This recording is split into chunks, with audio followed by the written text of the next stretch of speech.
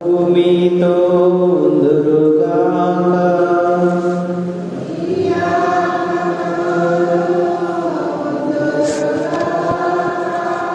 పునీత యోహాను గారు రాసిన సువిశేషంలోని భాగము.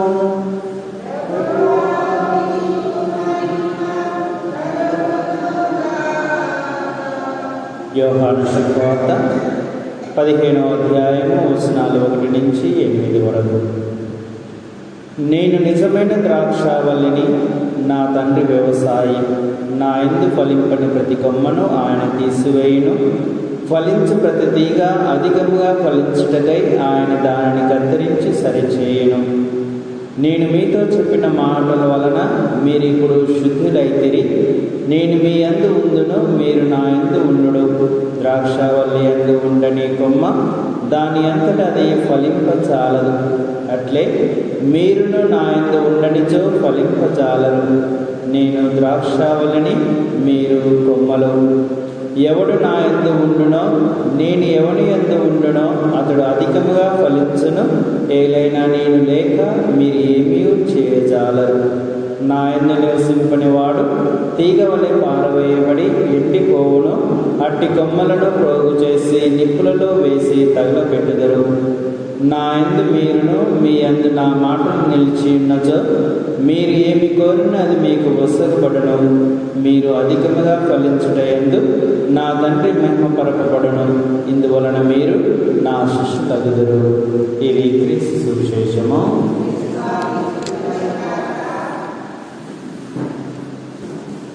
ప్రియ సహోదరి సహోదరులారా, క్రీస్తు ప్రభువు మనకిచ్చినటువంటి ఉపమానం ద్రాక్షావల్లి తీగలు.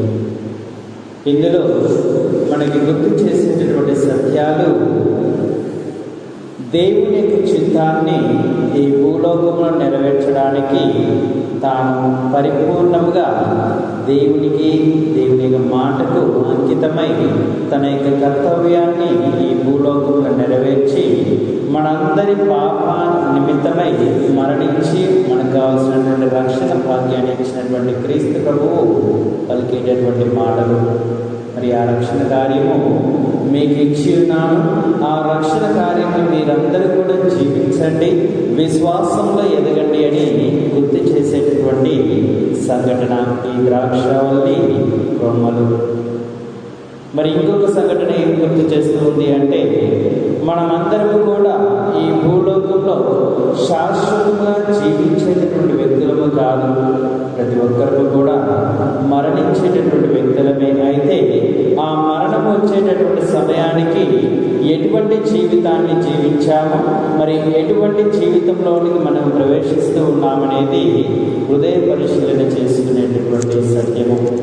ఇక మూడవదిగా మనకి గుర్తు చేసేది ఏంటి అంటే, దేవునితో కలిగినటువంటి అనుబంధముతో మనము అధికముగా ఫలించబడుతూ ఉన్నాము, అధికముగా దీవించబడుతూ ఉన్నామనే సత్యాన్ని మనకి వెల్లడి చేస్తూ ఉన్నారు. ప్రియ సహోదరి సహోదరులారా, మొట్టమొదటిగా మనం విన్నటువంటి వచనాల్లో నేను నిజమైన ద్రాక్షావల్లిని, నా తండ్రి వ్యవసాయి. నా యందు ఫలింపని ప్రతి కొమ్మను ఆయన తీసివేయనని మనకి తెలియజేస్తూ ఉన్నారు. ఫలించినటువంటి ప్రతి కొమ్మ కూడా తీసివేయబడుతూ ఉంది. మరి క్రీస్తు ప్రభువు నా కోసం నిజముగా మరణించి ఉన్నాడు, నా కోసం నిజముగా శ్రమలు అనుభవించి ఉన్నాడు, మరి నా కోసం నిజముగా మరణించి ఉత్థానమై ఉత్థాన భాగ్యాన్ని ఇచ్చి ఉన్నారనే విశ్వాసాన్ని ప్రకటించినటువంటి ప్రతి వ్యక్తి కూడా మరి ఈ విధముగా దేవుని నుండి దూరం చేయబడుతూ ఉన్నాడు. మరి ఆ కొమ్మలన్నీ కూడా కత్తిరించబడుతూ ఉన్నాయి. ఆ కొమ్మలన్నీ కత్తిరించబడి అగ్నిగుండంలో పడవేయబడుతూ ఉన్నాయి. మనకిచ్చినటువంటి అవకాశాన్ని, మనకిచ్చినటువంటి సమయాన్ని వృధా చేస్తూ దేవుని పట్ల అవిశ్వాసంతో జీవిస్తే మరి చివరికి కలిగేటటువంటి ఆ యొక్క తుది తీర్పు రోజు నాడు మనకు కలిగేటటువంటిది అది మరి దేవుని యొక్క మహిమను కోల్పోతూ ఉన్నాము, దేవుని యొక్క రక్షణను కోల్పోతూ ఉన్నాము, దేవుని యొక్క ప్రేమను కోల్పోతూ ఉన్నాము. చివరికి నిత్య నరకాగ్నిలోనికి త్రోసివేయబడుతూ ఉన్నాము. ప్రియ సహోదరి సహోదరులారా, మరి ఈ సన్నివేశము ఎక్కడ చూస్తూ ఉన్నామంటే లాజరు ధనికుడు, ఈ ఇద్దరి సన్నివేశంలో చూస్తే మరి అష్ట కష్టాలు పడ్డటువంటి ఆ పేద లాజరు అబ్రహాము ఒడిలోనికి చేర్చబడుతూ ఉన్నాడు. మరి అక్కడే ఉండి మరి ఇవన్నీ కూడా గమనిస్తూ ఉన్నప్పటికీ ఆ వ్యక్తికి ఎటువంటి సహాయం చేయకుండా తన ఇష్టానుసారముగా జీవించి పాప జీవితంలోనే తాను జీవించినటువంటి తనను ఈ నిత్య నరకానికి త్రోసివేయబడుతూ ఉన్నారు. మరి అబ్రహాంతో చెప్పినటువంటి సమయంలో అబ్రహాం అంటూ ఉన్నారు, ఇదిగో జీవించేటటువంటి సమయంలో నీవు జీవించినటువంటి జీవితానికి అనుభవించేటటువంటి ప్రతిఫలం ఒకసారి ఇది జరిగిన తర్వాత మరి నిత్య నరకంలో త్రోసివేయబడ్డ తర్వాత అక్కడ వారు ఇక్కడికి రాలేదు, మరి ఇక్కడి వారు అక్కడికి పోలేరని మనకి స్పష్టంగా తెలియజేస్తూ ఉన్నారు. ప్రియ సహోదరి సహోదరులారా, అందుకే క్రీస్తు ప్రభు మనతో అంటూ ఉన్నాడు, నాతో అనుబంధాన్ని కలిగి ఉండండి, నా పట్ల విశ్వాసాన్ని పెంపొందించుకొని జీవించండి, నేను చూపించినటువంటి ప్రేమ మార్గాన్ని అవలంబించుకోండి అని వారిని ఆహ్వానిస్తున్నారు. ప్రియ సహోదరి సహోదరులారా, మరి ఇంకా ఆయన పలికేటటువంటి మాటలు ఏమిటి అంటే, ఫలించు ప్రతిదీగా అధికంగా ఫలించుటకై ఆయన దానిని కత్తిరించి సరిచేయను అని మనకి తెలియజేస్తూ ఉన్నారు. మరి ఫలించడానికి కొన్ని కష్టతరమైనటువంటి సన్నివేశాలు కలుగుతూనే ఉన్నాయి. ఎంతగా విశ్వాసంలో నీతిగా గొప్పగా జీవించాలని మనం ప్రయత్నిస్తూ ఉన్న కొలది అన్ని కష్టాలే వస్తూ ఉన్నాయి. అయినప్పటికీ అధైర్యపడవద్దు, అయినప్పటికీ మనం భయపడకూడదు. మనలో ఉన్నటువంటి మంచిని పెంపొందించుకోవడానికి, ఈ చెడుని విడిచిపెట్టడానికి దేవుడితో మనము మమైక్యమై ఉంటే దేవుడు మనలో ఉన్నటువంటి చెడు గుణాలన్నింటినీ కూడా ఒక్కొక్కటిగా కత్తిరి వేస్తూ మరి మనల్ని మంచి జీవితంలో జీవించడానికి ఆయన మనల్ని ఏర్పాటు చేస్తూ ఉన్నాడు. ప్రియ సహోదరి సహోదరులారా, మరి పౌలు యొక్క జీవితము మొదటి పట్టులో మనం విని ఉన్నాము. తాను తెలియజేస్తూ ఉన్నారు, మరి క్రీస్తు గురించి వినేటటువంటి ప్రజలను, క్రీస్తు యొక్క విశ్వాసం ఎదిగేటటువంటి ప్రజలను, క్రీస్తు నామాన్ని ఉచ్చరించేటటువంటి ప్రజలను, చిన్నపిల్లలతో సహా ప్రతి ఒక్కరిని చంపాలి అని కంకణం కట్టుకున్నటువంటి తాను మరి ఎప్పుడైతే క్రీస్తు తనకి దమస్కా నగరంలో వెళ్ళేటటువంటి సమయంలో గుర్తు చేస్తూ ఉన్నాడు, ఇదిగో మరి నన్ను ఎందుకు హింసిస్తూ ఉన్నావని ఆ వ్యక్తిని అడిగినప్పుడు, నిన్నెప్పుడు హింసించాను అని ఆయన పలికినటువంటి సందర్భంలో, ఇదిగో ఈ ప్రజలను నీవు హింసిస్తూ ఉన్నావు, మరి ఆ ప్రజల్ని హింసిస్తే నన్ను హింసించినట్లే అని మారు మనసు పొందే విధంగా తనలో ఉన్నటువంటి ఆ చెడు గుణాన్ని కత్తిరించినటువంటి సమయంలో తాను విశ్వాసంలో బలపడి క్రీస్తుని నమ్మి క్రీస్తుని విశ్వసించి ఆ క్రీస్తుని బోధించడం మొదలు పెడుతూ ఉన్నాడు. క్రీస్తు గురించి విన్నటువంటి ప్రజలు చంపడానికి వచ్చినటువంటి తాను మారు మనసు పొంది మంచి మనసుతో మరి క్రీస్తు గురించి బోధించడం మొదలు పెడుతూ ఉన్నాడు. ఇది దేవుడు మన నుండి కోరేది. మనలో ఉన్నటువంటి చెడును విడిచిపెట్టి మంచిని ఎంచుకొని మరి ఆ మంచి జీవితంలో జీవిస్తే దేవుడు తనకి తోడుగా ఉండి అధికంగా ఆశీర్వదిస్తూ ఉన్నారు. ప్రియ సహోదరి సహోదరులారా, మరి మనం పరలోక జపము ప్రార్థించేటటువంటి సమయంలో రెండు చేతులు పైకెత్తి ప్రార్థిస్తూ ఉంటూ ఉన్నాము.